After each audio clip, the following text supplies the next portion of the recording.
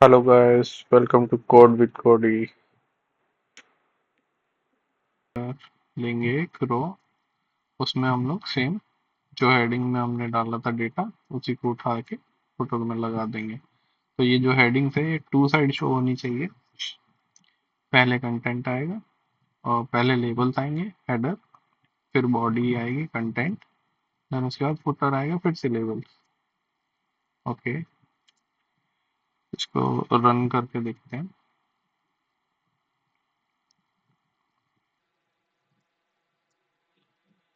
Okay, तो ये कुछ इस तरीके से दिख रहा है टेबल फॉर्म में। First Cody designation creator Cody है, phone number, then second manager zack@gmail, then phone number. तो टेबल हमारा इस तरीके से वर्क करता है। फिर हमने यहाँ पे फुटर में फिर से लेबल्स लगा दिए थे। और अगर हम स्ट्रक्चर में देखें यहाँ पे, तो सबसे पहले हमारा टेबल है, फिर टी हेड है, टी हेड के अंदर एक रो है और रो के अंदर हमारी हेडिंग्स है सारी। फिर यहाँ पे बॉडी है, बॉडी में हमारी रो है, फिर हर एक हेडिंग के अकॉर्डिंग हमारी एक डेटा का कॉलम है। ओके, देन फुटर में भी हमारे सेम एज हेडर की तरह लेबल है। तो टेबल को हम कुछ इस तरीके से यूज करते हैं।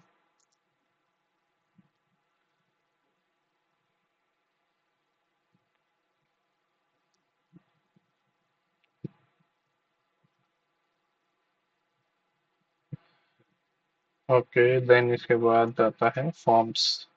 फॉर्म्स कैसे बनाते हैं हम लोग?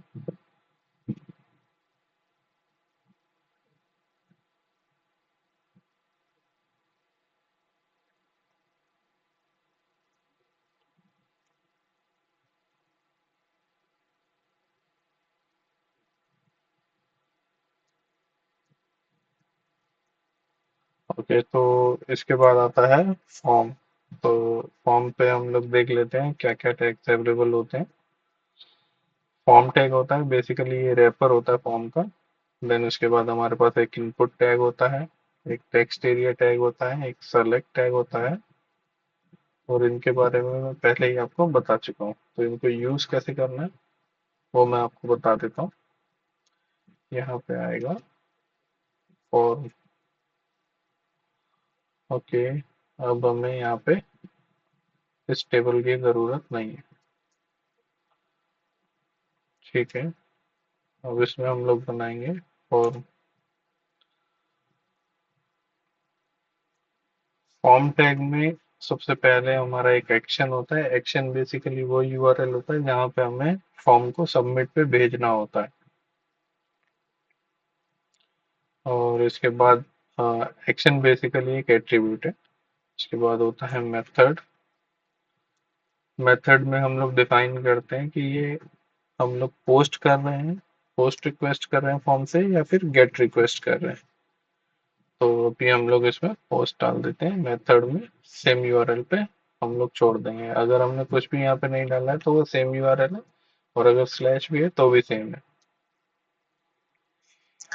देन इसके बाद फॉर्म के अंदर हमारे जो टैग्स होते हैं वो इनपुट होते हैं, इनपुट।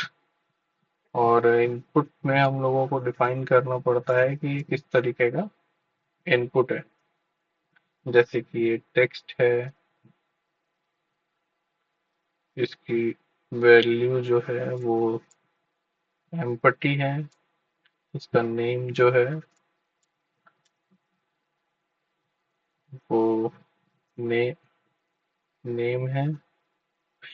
ये कि बेसिकली जो पोस्ट होता है तो वो इसी की में हमें डेटा रिसीव होता है। देन आईडी है हमारे पास, देन क्लास है, देन प्लेस होल्डर है हमारे पास। ओके, इतने ही अभी एट्रीब्यूट हम लोग यूज करते हैं बेसिकली। अगर हम इनपुट में यहाँ वैल्यू डाल देंगे तो यहाँ पे प्रीफिल्ड वैल्यू आएगी फॉर्म में। नेम से हम लोग, नेम एक एट्रीब्यूट है जिसमें हमें डेटा रिसीव होता है इसी की में।